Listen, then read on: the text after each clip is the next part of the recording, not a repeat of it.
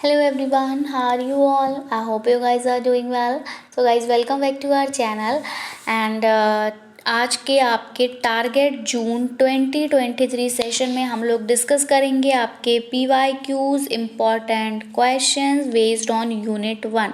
तो यूनिट 1 पर बेस्ड हम क्वेश्चंस को सॉल्व करेंगे जो कि आपके UGC net JRF exam point of view के अकॉर्डिंग बहुत ही ज़्यादा बेनिफिशियल क्वेश्चंस आपके लिए प्रूव होंगे। अगर हम बात करें अपनी प्रीवियस वीडियोज़ की तो हमने यूनिट 1 के कुछ इम्पॉर्टेंट पॉइंट्स को जो है वो डिस्कस किया था कि आप किन पॉइंट्स का यूज़ करके क्वेश्चंस को सॉल्व करेंगे। तो वो वीडियोस हमने 5 पार्ट्स में कवर की हैं। अगर आपने वो वीडियोस नहीं देखी तो डिस्क्रिप्शन बॉक्स में आपका लिंक प्रोवाइड कर दिया जाएगा, आप वहाँ से चेक कर सकते हैं।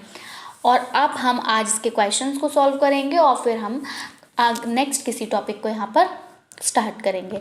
तो वीडियो को स्टार्ट करने से पहले अगर अभी तक आपने हमारे चैनल को सब्सक्राइब नहीं किया है या फिर आप हमारे चैनल पर नए हैं तो UGC नेट एग्ज़ाम की बेस्ट प्रिपरेशन के लिए चैनल को सब्सक्राइब करें और बेल आइकन को प्रेस करना बिल्कुल ना भूलें ताकि हम अपनी जब भी कोई न्यू वीडियो अपलोड करें नोटिफिकेशन सबसे पहले आप तक पहुँच सके। Okay guys, so without wasting much more time let's get started. So start करेंगे अपने सेशन के साथ एंड PYQs ऑफ यूनिट 1। तो हम यूनिट 1 के कुछ इंपॉर्टेंट PYQs को डिस्कस करेंगे।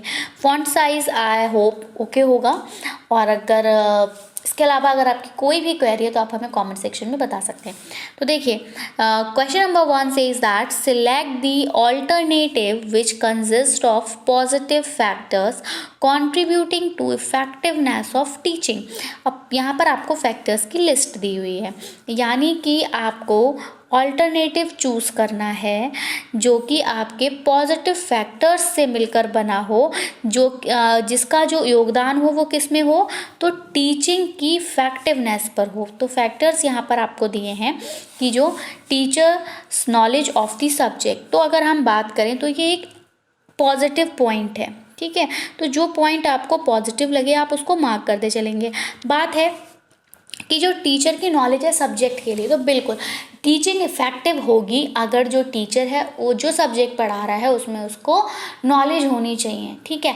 आप मतलब अगर आपसे बच्चा कोई भी क्वेरी करता है तो you can answer that question. मतलब बहुत ज़्यादा कोई अगर आपको मान लीजिए सब्जेक्ट आप पढ़ाने जा रहे हो साइंस, ठीक है, और आपको अगर यही नहीं पता कि स्पीड का फॉर्मूला क्या है या फिर आपको यही नहीं पता कि मोशन की डेफिनेशन क्या है, तो आपका फिर मतलब क्या ही मतलब कह सकते हो, आप समझ सकते हो। तो टीचर की नॉलेज होनी चाहिए सब्जेक्ट के रिगार्डिंग, जो सब्जेक्ट वो पढ़ा रहा है। मान ले कोई इसमें इशू नहीं है कि अगर इंग्लिश का टीचर है और उसको हिंदी नहीं आती, कोई इशू नहीं है, ठीक है, बट इंग्लिश आनी चाहिए। हिंदी का टीचर है वो इंग्लिश में ज़्यादा कह सकते हो मास्टर नहीं है, कोई प्रॉब्लम नहीं है, बट हिंदी आनी चाहिए। तो वही है कि टीचर की नॉलेज होनी चाहिए अपने सब्जेक्ट में, ठीक है। ये नेक्स्ट है आपका यहाँ पर टीचर सोशियो इकोनॉमिक बैकग्राउंड। तो टीचर के हमें सोशियो इकोनॉमिक बैकग्राउंड का क्या करना है, वो चाहे आपके वंचित समूह से आता हो या आपके मतलब कोई भी डिप्राइव्ड ग्रुप से आता हो, किस बहुत ज़्यादा हाई लेवल सोसाइटी का हो, किसी का भी हो, उसके बैकग्राउंड से टीचिंग पर कोई इफेक्ट नहीं पड़ेगा। फैक्ट पड़ेगा नॉलेज से, फैक्ट पड़ेगा कम्युनिकेशन से, फैक्ट पड़ेगा मेथड ऑफ टीचिंग से, लेकिन बैकग्राउंड से नहीं, ठीक है। तो ये वाला ऑप्शन आपका गलत हो जाएगा। बहुत ईजी सा है। Communication skill of the teacher, teacher की कम्युनिकेशन स्किल बिल्कुल अभी मैंने कहा कि वो इफेक्ट डालेगी टीचिंग पे। अगर टीचर का कम्युनिकेशन ही प्रॉपर नहीं है, कुछ टीचर्स ऐसे होते हैं बहुत जल्दी भूल जाते हैं फास्टली, तो बच्चे को कुछ वर्ड्स ही जब वहाँ पे बच्चे स्किप कर जा रहे हैं, नहीं समझ पा रहे हैं, तो टीचिंग जो है वो इफेक्टिव नहीं होगी। तो टीचिंग का कम्युनिकेशन बिल्कुल प्रॉपर होना चाहिए कि बच्चे उसको ईजिली अंडरस्टैंड कर सकें। अट्रैक्टिव होना चाहिए कि बच्चे जब टीचर बोल रहा हो तो बच्चे बोर ना हो, बल्कि क्या कर सकें, उसको एंजॉय कर सकें, और हर वर्ड जो है वो क्लियर एंड कट होना चाहिए। तो वही है कि communication skill of the teacher. Next है teacher's ability to please the student. अब बात आ रही है टीचर को, भैया बच्चों को क्यों प्लीज करना है।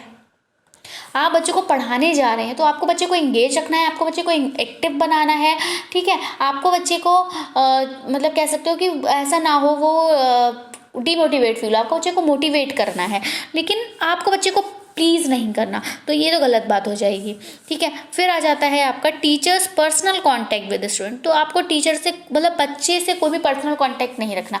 जैसे कि आप सभी को पता होगा कि बैन है कि टीचर जो है वो कोचिंग नहीं पढ़ाएगा, ठीक है, उसी क्लास के बच्चों को या उसी स्कूल के बच्चों को कोचिंग नहीं पढ़ाएगा, वो इसीलिए कि पर्सनल कॉन्टैक्ट टीचर से नहीं रखना, क्योंकि पर्सनल कॉन्टैक्ट क्या करते हैं, स्टूडेंट को बिगाड़ते हैं एक तरह से कहें।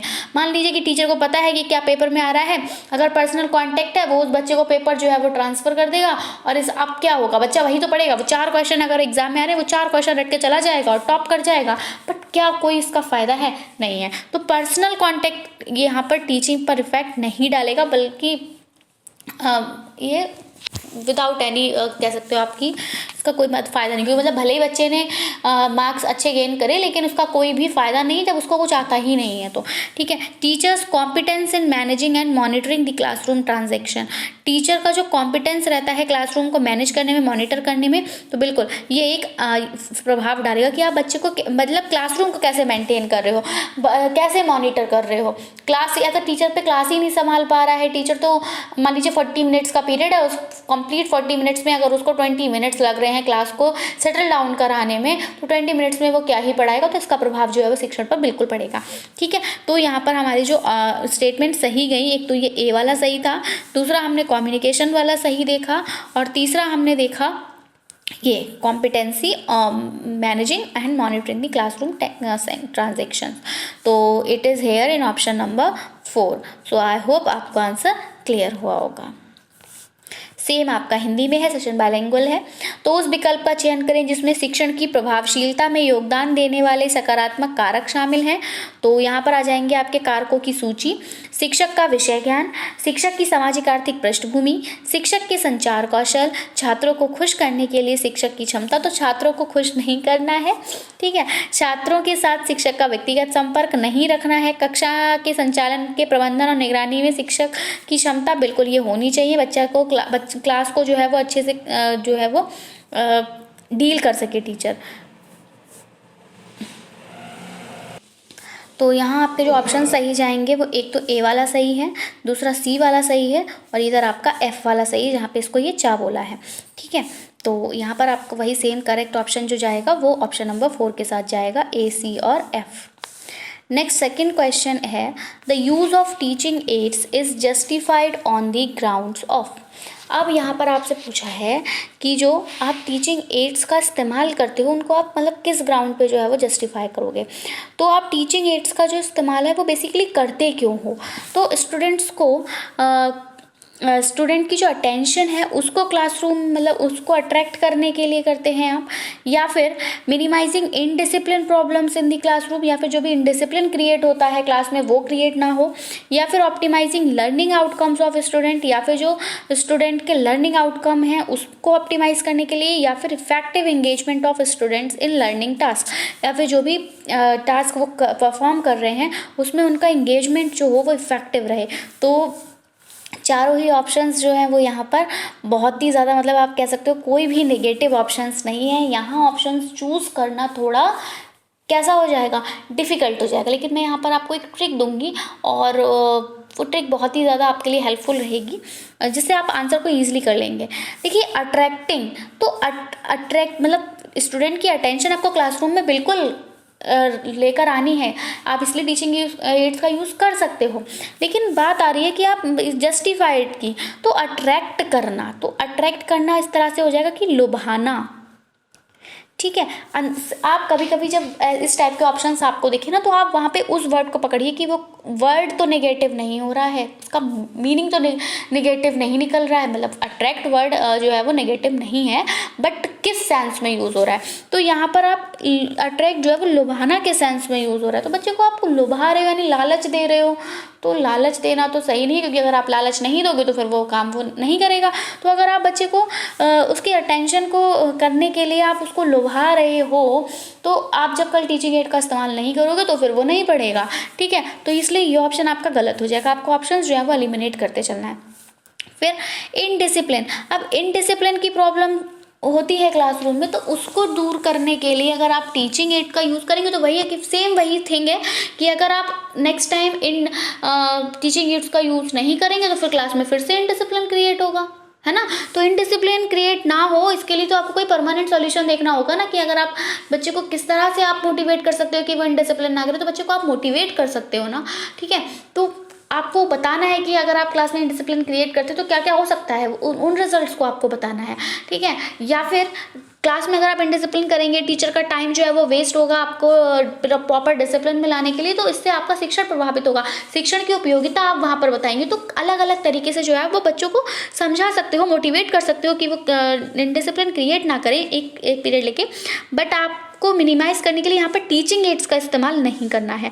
तो ये दोनों ही ऑप्शन गलत हो जाएंगे। दूसरा, एंगेजमेंट आपको रखना है बच्चे का लर्निंग टास्क में, लेकिन इफेक्टिव एंगेजमेंट आपको टीचिंग एड से नहीं रखना। मतलब वही सेम चीज़, इन तीनों ऑप्शंस को अगर आप पढ़ेंगे, ये तीनों ऑप्शंस पॉजिटिव है, लेकिन इनका सेंस इसलिए गलत निकल रहा है क्योंकि टीचिंग एड्स का यूज़ करेंगे अगर आप ये सब करने के लिए, तो कल को जब आप टीचिंग एड्स का यूज़ नहीं करेंगे तो आपका जो शिक्षण है वो प्रभावी नहीं होगा। बच्चे आदी हो जाएंगे कि बस टीचिंग एड लाइए, टीचिंग एड लाइए। तो यहाँ आपका जो करेक्ट ऑप्शन जाएगा वो जाएगा optimising learning outcomes of student. तो आपको टीचिंग एड का जो इस्तेमाल करना है वो इसलिए करना है कि बच्चे अगर ब्लैक बोर्ड पर जो चीज़ नहीं समझ पा रहे हैं वो उस टीचिंग एड के थ्रू जो है वो उसको क्लियरली समझ सकें, ज़्यादा बेहतर तरीके से समझ सकें। तो बच्चे को समझाने के लिए अगर हम बात करें ऑप्टिमाइजिंग की, तो ऑप्टिमिस्टिक अगर शब्द की बात करें, यहाँ पर बात है ना ट्रिक की, तो वो ट्रिक मैं आपको ऐसे दे रही हूँ कि ऑप्टिमिस्टिक शब्द अगर आप देखेंगे, कोई वर्ड ऐसा भी होता है जिसका आप वर्ड दिखा कीजिए, ऑप्टिमाइजिंग से रिलेटेड का तुरंत ऑप्टिमिस्टिक आ रहा है। तो ऑप्टिमिस्टिक की अगर हम बात करें तो ये कैसा है, ये आशावादी है, ठीक है, इसको कहा जाता है आशावादी। तो आप मुझे बताइए, इतना ज़्यादा पॉजिटिव है आशावादी, ठीक है। तो क्या करना है आपको, लर्निंग आउटकम्स जो है स्टूडेंट को उनको ऑप्टिमाइज करने के लिए क्या करना है, आपको टीचिंग एड्स का इस्तेमाल करना है। तो इसमें अगर आप नहीं भी करोगे तो क्योंकि बच्चे को नहीं पता कि आप इसका इस्तेमाल क्यों कर रहे हो, लेकिन अगर आप बच्चे को लुभा रहे हो तो बच्चा कल नहीं लुभाया जाएगा, ठीक है। तो बच्चे को आपको समझाना है। आप जब देख पा रहे हो कि आपने ब्लैक बोर्ड पर जो समझाया है वो बच्चा नहीं समझ पाया, थोड़ा डिफिकल्ट है, आपको उसको एनिमेशन मूवी के थ्रू समझाना है, तो आप टीचिंग एड का जो है वो इस्तेमाल करोगे। शिक्षक सहायक सामग्री का उपयोग कक्षा में छात्रों का ध्यान आकर्षित करने के आधार पर उचित है। कक्षा में अनुशासनहीनता की समस्याओं को कम करने के लिए छात्रों के सीखने के परिणामों का अनुकूलन या फिर सीखने के कार्यों में छात्रों की प्रभावी भागीदारी। तो यहाँ आपका जो करेक्ट आंसर है वो बिल्कुल क्या है, छात्रों के सीखने के परिणामों का क्या करना है, आपको अनुकूलन करना है। ऑप्शन नंबर 3 जो है वो यहाँ पर करेक्ट हो जाएगा। नेक्स्ट क्वेश्चन नंबर 3 है, असर्शन रीजन का क्वेश्चन है। The purpose of higher education is to promote critical and creative thinking abilities among student. यानी कि जो पर्पस होता है हायर एजुकेशन का वो क्या है कि क्या प्रमोट करना है, क्रिटिकल और क्रिएटिव थिंकिंग को जो है स्टूडेंट्स के बीच में प्रमोट करने के लिए हायर एजुकेशन लाई जाती है। रीज़न में बोला है क्योंकि ये जो एबिलिटीज़ होती हैं इनसे ही जॉब प्लेसमेंट होता है। बिल्कुल, अगर आप क्रिटिकली सोचोगे, क्रिएटिवली सोचोगे तभी आपका जॉब प्लेसमेंट हो सकता है, ठीक बात है। तो these abilities ensure job placements, तो ये रीज़न बोला है कि ऐसा इसलिए क्योंकि इनसे जॉब प्लेसमेंट होता है। तो बात अगर मैं करूँ यहाँ पर तो दोनों ही स्टेटमेंट आपकी सही हैं, लेकिन आर जो है वो करेक्ट एक्सप्लेनेशन नहीं है फर्स्ट का। ये वाली बात ठीक है कि ये एबिलिटीज़ जो है वो जॉब प्लेसमेंट को इंश्योर करती हैं, जॉब प्लेसमेंट दिलाने में सहायक हैं, लेकिन जॉब प्लेसमेंट दिलाने में सहायक हैं आप ये नहीं कह सकते कि हायर एजुकेशन का यहाँ पर्पस हायर एजुकेशन का ये दिया हुआ है, तो इसका व्याख्या ये नहीं करती है, ठीक है। तो हिंदी में देखेंगे, उच्च शिक्षा का उद्देश्य छात्रों के बीच महत्वपूर्ण और रचनात्मक सोच क्षमताओं को बढ़ावा देना है, और कारण है ये क्षमताएं नौकरी प्लेसमेंट सुनिश्चित करती हैं। और यहाँ पर आपका जो करेक्ट आंसर जाएगा गोज विद ऑप्शन नंबर 2। दोनों ए और आर सत्य हैं, लेकिन आर और ए, आर जो है वो ए की सही व्याख्या नहीं करता है। आई होप आपको सेशन पसंद आया होगा। वीडियो पसंद आया हो तो इसको लाइक करें, अपने फ्रेंड्स में शेयर करें ताकि उनको भी इसका बेनिफिट मिल सके। आगे इस पार्ट में हम इसके नेक्स्ट क्वेश्चंस को कवर करेंगे। क्वेश्चन में एक्सप्लेनेशन ज़्यादा था इसलिए नंबर ऑफ क्वेश्चंस जो है वो हम कम अटेम्प्ट कर पाए। शॉर्ट वीडियोस इसलिए लेकर आ रहे हैं ताकि आपको देखने में प्रॉब्लम ना हो। 15 मिनट्स का टाइम निकाल के अपनी वीडियोस को जो है वो देख सकें। नेक्स्ट वीडियो हम आगे क्वेश्चंस को कवर करेंगे। So that's it from my side. Till then take care and bye bye. Thanks for watching. Thanks, have a nice day.